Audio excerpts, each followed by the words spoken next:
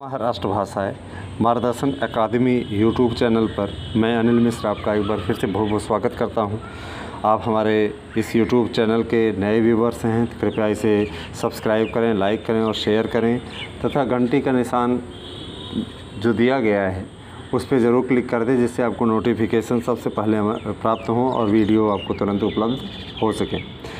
हमने आपको एक जानकारी और देनी है। हमारा यूट्यूब चैनल आपको अब शेयर चैट पे भी शेयर किया जा रहा है, इसके अलावा इंस्टाग्राम पे भी किया जा रहा है, तो आप वहाँ पर भी देख सकते हैं इस यूट्यूब चैनल को। तो आज हम आपको कक्षा 10 हिंदी व्याकरण पढ़ाना आरंभ करने वाले हैं। उसमें हम सबसे पहला प्रकरण पढ़ाते हैं उपसर्ग का। भाग 1 उसका उपसर्ग है, ठीक है। तो देखिए, सबसे पहले हम उपसर्ग की परिभाषा जान लेते हैं। उपसर्ग होता क्या है? ऐसे शब्द जिनका स्वयं का तो कोई अर्थ नहीं होता, माने उनका अपना कोई अर्थ नहीं होता। ऐसे शब्द जिनका अपना कोई अर्थ तो नहीं होता, लेकिन वे जिन शब्दों के पहले जुड़ते हैं उनके अर्थ को बदल देते हैं, उन्हें उपसर्ग कहते हैं।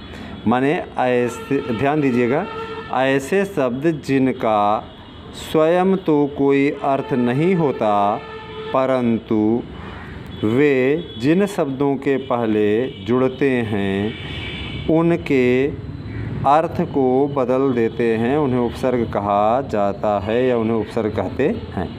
कहने का तात्पर्य ये है कि स्वयं अर्थ उनका नहीं होता, लेकिन वे जिन शब्दों के साथ लगते हैं, उनके आगे लगते हैं, उनके अर्थों को बदल देते हैं, उनके अर्थ को परिवर्तित कर देते हैं या उसमें विशेषता उत्पन्न कर देते हैं। अब देखिए, उपसर्ग के प्रकार कौन कौन से हैं।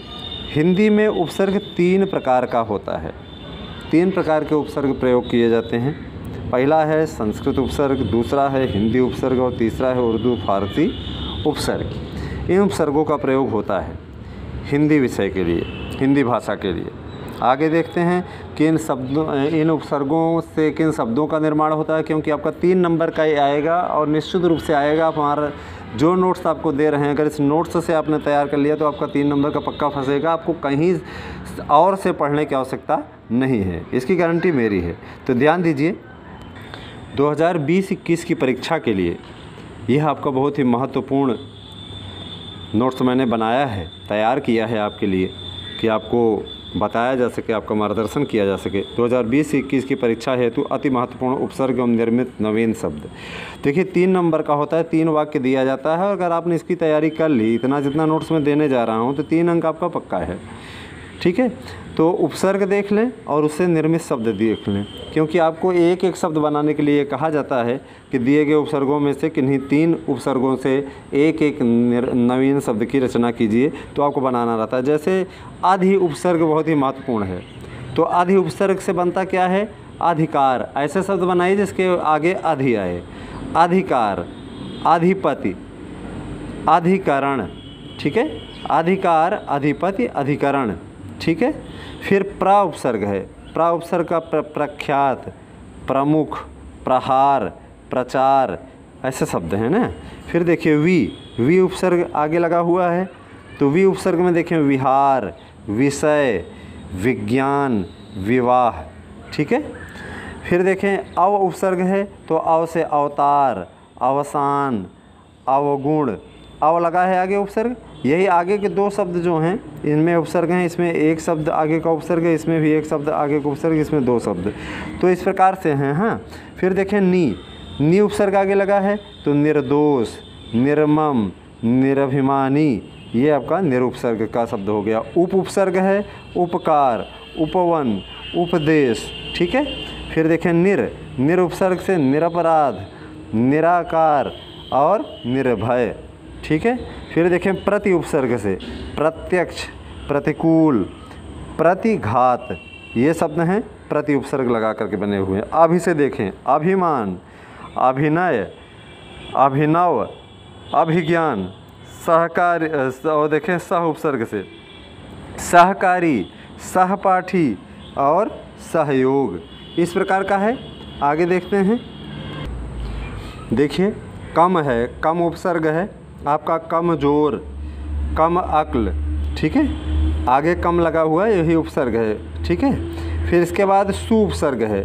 सु से सुपथ, पथ माने रास्ता, सुपथ लग गया तो अच्छा रास्ता हो गया, उसका अर्थ परिवर्तित कर दिया। सुलेख, अच्छा लिखना। सुविचार, अच्छे विचार। फिर है स्व, स्व उपसर्ग है तो स्वदेश, स्वनाम, स्वजन, ठीक है। फिर अन उपसर्ग है, अन से अनमोल, अनपेक्षित, ये शब्द है। फिर सर उपसर्ग है तो सरपंच और सरदार, ठीक है, यह सरकार, इस प्रकार का है। बे उपसर्ग है तो बेगम, बेनाम, बेताज, ये शब्द हैं आपके। तो ध्यान दीजिएगा, आपको अगर व्याकरण के लिए यह प्रकरण तैयार कर लेते हैं, जितना नोट्स मैंने आपको दिया है, अभी मैंने बताया है, अगर आप इसको तैयार कर लेते हैं तो निश्चित रूप से आप पूरे 3 नंबर प्राप्त कर सकते हैं, उसमें कोई कटौती नहीं होगी। अगला प्रकरण हम आपका अव्यय से लेकर के आएंगे।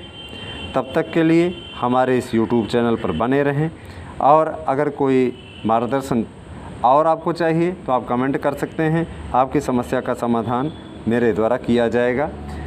और एक चीज़ और ध्यान दीजिए कि आप इस वीडियो को पूरा देखिए, क्योंकि पूरा देखने पर ही आपकी समस्या का समाधान संभव हो पाता है। आप अगर सही से इसको नहीं देखते तो आपको बीच में बताई जाने वाली बातें किसी प्रकार से समझ में नहीं आएंगी। आगे हम इस प्रकरण को जब समझाना आरंभ करेंगे तो यह प्रयास करेंगे कि आपको बना करके भी दिखाएं किस प्रकार से बना है, बना करके ही हमने आपके समक्ष प्रस्तुत किया है। तो ध्यान दीजिएगा, इसको एक बार हम फिर से रिपीट कर देते हैं। उपसर्ग क्या है? उपसर्ग एक ऐसा प्रसंग है, ऐसा शब्द है, उपसर्ग एक ऐसा शब्द है जो अपना अर्थ तो नहीं लिए रहता, लेकिन यदि वह किसी शब्द के आगे लगता है तो उनके अर्थ को या तो बदल देता है, और या तो बदलने के अलावा उसमें विशेषता उत्पन्न कर देता है। हिंदी में उपसर्ग 3 प्रकार के होते हैं, संस्कृत के उपसर्ग, हिंदी के उपसर्ग और उर्दू फारसी के उपसर्ग, ठीक है। हमने आपको महत्वपूर्ण उपसर्ग भी दिखाएं, उनकी तैयारी कीजिए, और कहीं समस्या हो तो आप समस्या के लिए कमेंट कर सकते हैं, आपकी समस्या का समाधान किया जाएगा। अधिक जानकारी के लिए हमारे YouTube चैनल पर सदैव बने रहें, इनके वीडियो देखते रहें, लाइक करें, शेयर करें, कमेंट करें, और अपना प्यार इसी प्रकार से हमारे प्रति बनाए रखें। अगले वीडियो के साथ हम बहुत जल्द फिर से मिलेंगे, तब तक के लिए धन्यवाद।